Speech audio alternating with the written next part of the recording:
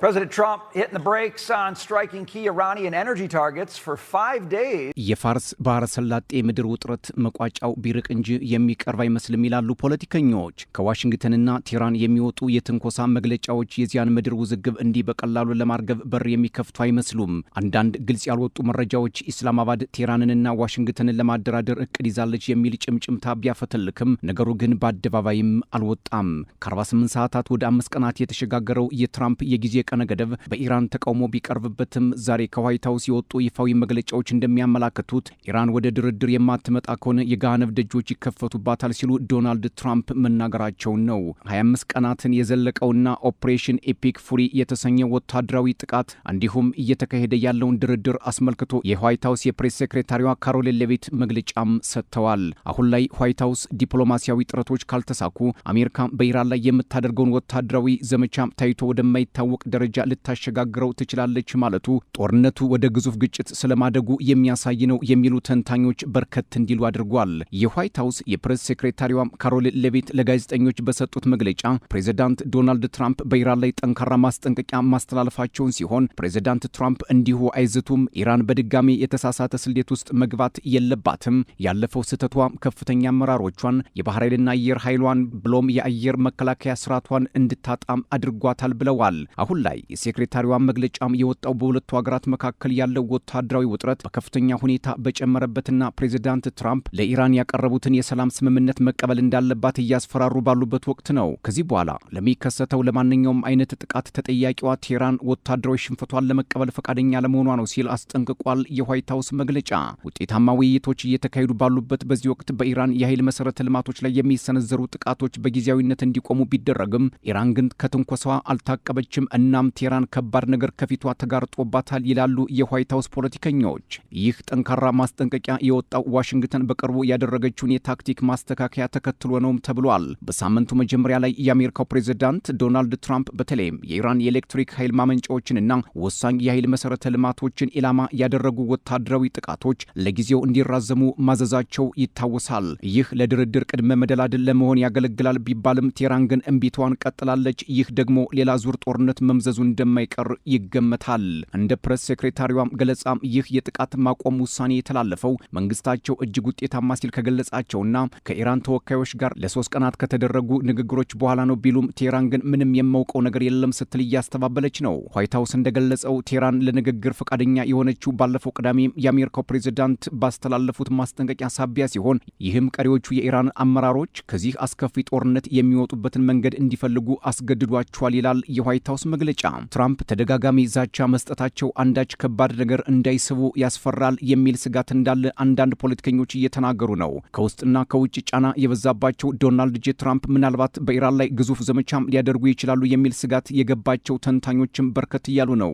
ሌሎች ደግሞ ትራምፕ 5 ቀን ያራዘሙት አዲስ የጥቃት ዘመቻ ለመክፈትና እቅድ እየነደፉ ብሎም ጊዜ እየገዙ ሊሆን እንደሚችል ግምታቸውን እያስቀመጡ ነው። እንደ ማሳያም ትራምፕ ከ2000 በላይ የ82ኛው የአየር ወለድ አባላትን ወደ ቀጠናው ማሰማራታቸው አንዳች ነገር ከፊታችን ሳይኖር እንደማይቀር ብሎም የፔንታጎን ባለስልጣናት ከሀገሪቱ የመሳሪያ አምራች ድርጅቶች ጋር ውል ማድረጋቸው ለግዙፍ ጦርነት የመሰናዳት መለከትን መንፋት ነው የሚሉም አልታጡም። አሁን ከዚህም ከዚያም የሚወጡ የድርድር ስሜቶች ወደ መሬት የሚወርዱ ከሆነ ለዓለም መልካም የምስራች ሊሆን ይችላል። ነገር ግን ይህ የድርድር ጭምጭምታ በዚያው ከቀረ ኢራን ከባድ ጉዳት ማስተናገዷ አይቀሬ ይሆናል ሲሉ ወታደራዊ ተንታኞች ስጋታቸውን ከወዲሁ እያስቀመጡ ነው።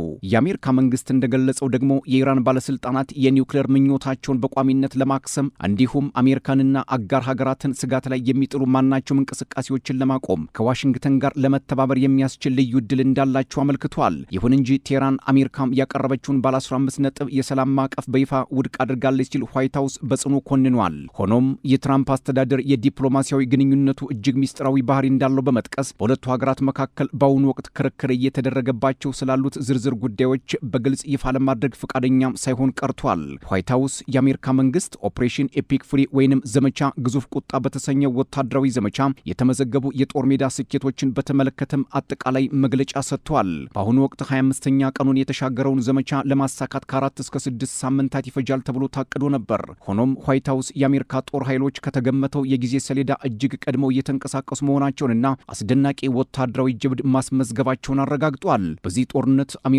በኢራን ውስጥ ከ9,000 እስከ 10,000 የተለያዩ የጥቃት ኢላማዎች ላይ የተሳካ ጥቃት ሰንዝራለችም ተብሏል። ይህ ተከታታይ የአየርና የባህር ኃይል ድብደባም የኢራን ጦር ጥቃት የመሰንዘር አቅምን በከፍተኛ ሁኔታ ማዳከሙን መንግስት ገልጿል። የዋይት ሀውስ መግለጫ እንዳመለከተው የኢራን የባላስቲክ ሚሳኤልና ሰው አልባ አውሮፕላን ጥቃቶች ዘመቻው ከተጀመረባቸው የመጀመሪያው ቀናት ጋር ሲነጻጸር 90 በመቶ ቀንሰዋል። የኢራን የባህር ኃይል መደምሰስ በተለየ ሁኔታ መጠነ ሰፊና የተሟላ እንደነበርም ተገልጿል። የፕሬስ ሴክሬታሪዋ እንደገለጹት አሜሪካ ባለፉት 3 የውጊያ ሳምንታት ውስጥ ከ140 በላይ የኢራን ባህር ኃይል መርከቦችን በተሳካ ሁኔታ አውድማለች። ይህም ፈንጂዎችን ለማጥመድ የሚያገለግሉ 50 መርከቦችን ማክሸፍንም ያካትታል። ዋይት ሀውስ ይህንን ስልታዊ የባህር ኃይል ማጥቃት ከሁለተኛው የዓለም ጦርነት ማብቂያ ወዲህ በ3 ሳምንታት ጊዜ ውስጥ የተከናወነ ትልቁ የአንድ ሀገር የባህር ኃይል የማጥፋት እርምጃ ሲልም አሞካሽቶታል። ምንም እንኳ ዋሽንግተን ጥቃት መፈጸሟንና ማውደሟን ብትገልጽም ቴህራን ግን በጉዳዩ ላይ የሰጠችው አስተያየት የለም። እንደ ዋይት ሀውስ ትንተና የአሜሪካ ወታደራዊ ዘመቻ ዋነኛ ስልታዊ ግብ ለዓለም አቀፍ የኤነርጂ አቅርቦት ፍሰት ወሳኝ የሆነውን የሆርሙዝ የባህር ሰርጥን መረጋጋትና ደህንነትን ማረጋገጥ ነው።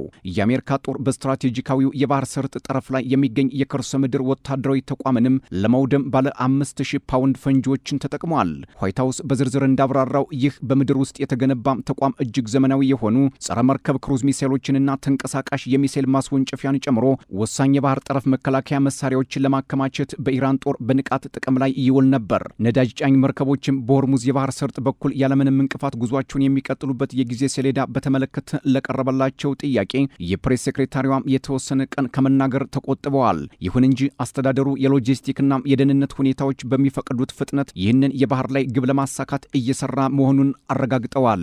እንደ ፖለቲካ ተንታኞች ኢራን በአሁኑ ወቅት ስላከማቸችው ከፍተኛ መጠን ያለው የበለጸገ ዩራኒየም አያያዝን በተመለከተ አሜሪካ ይህንን የራዲዮ አክቲቭ ቁስ በራሷ ቁጥጥር ስር ለማድረግ ማቀዷን ዋይት ሀውስ በግልጽ ከማረጋገጥም ተቆጥቧል። ኢራን በቋሚነት የኒውክሌር ጦር መሳሪያ ባለቤት እንዳትሆን ለመከላከል የሚያስፈልጉ የደህንነት ደንቦች ወይም ፕሮቶኮልስ በአሁኑ ወቅት በንቃት እየተካሄደ ያለው የዲፕሎማሲ ውይይት አካል ናቸው። በመሆኑም የመጨረሻ ውሳኔ በፕሬዝዳንቱ ቀጥተኛ ትዕዛዝ የሚወሰን ይሆናል ብለዋል ካሮሊን ሌቪት በመግለጫቸው። አክለውም ሌላው ትኩረት የተሰጠው ጉዳይ የኢራን መንግስት ከፍተኛ አመራሮች መገደል ኦፕሬሽናል ዲካፒቴሽን ሲሆን አሜሪካ በወሰደችው የታለመ ወታደራዊ ዘመቻ ውጤታማ የሆነ የአገዛዝ ለውጥ ማምጣቷን በተመለከተ ማብራሪያ ሰጥተዋል። ዋይት ሀውስ ቀደም ሲል የነበሩት የኢራን ከፍተኛ አመራሮች በሙሉ በደረሰባቸው ጥቃት መገደላቸው ትልቁ ስኬት ነው ሲልም አስታውቋል። ሌላው ጋዜጠኞች የአገዛዝ ለውጥ ለሚለው ቃል ስላለው ቴክኒካዊ ትርጉም ጥያቄ ቢያነሱም የፕሬስ ሴክሬታሪዋ ግን ዓለም አቀፉ ማህበረሰብ አዲስ ተተኪ ነኝ ከሚለው የኢራን መሪ እስካሁን ምንም አይነት ህጋዊ መረጃም ሆነ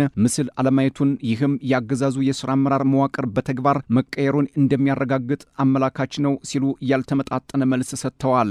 እንደ ዋይት ሀውስ መግለጫ አሁን ኢራንን እያስተዳደሩ ያሉ ግለሰቦች ለረጅም ጊዜ ዲፕሎማሲያዊ ግንኙነት ተቀባይነት ያላቸው መሆኑን ለመወሰን ጊዜው ገና ነው። ከኢራን ባለስልጣናት ጋር የሚደረገውን ይህንን ጥንቃቄ የተሞላበት ዲፕሎማሲያዊ ግንኙነት ለመምራት የአሜሪካው ምክትል ፕሬዚዳንት ጄዲ ቫንስ እንደ ዋነኛ ተሳታፊ እየሰሩ መሆናቸውም ተረጋግጧል። የካሮሊን ሌቪት ጋዜጣዊ መግለጫ ማጠቃለያም በመካከለኛው ምስራቅ ካለው ሰፊ ግጭት ጋር በተያያዙ የቀጠናዊ ጥቃቶች ላይ የቀረቡ ጥያቄዎችን ዳስሷል። በተመሳሳይ ሁኔታ በእስራኤል ወታደራዊ ጥቃት ሳቢያ ከ1 ሚሊዮን በላይ ሲቪሎች በተፈናቀሉባት ሊባኖስ ስላለው አስቸጋሪ የጸጥታ ሁኔታ የአሜሪካ መንግስት ለእስራኤል ስለሚያደርገው የሎጂስቲክ ወይንም የወታደራዊ ድጋፍ ዝርዝር መረጃ ለመስጠት ፈቃደኛ ሳይሆኑ ቀርተዋል ካሮሊን ሌቪት።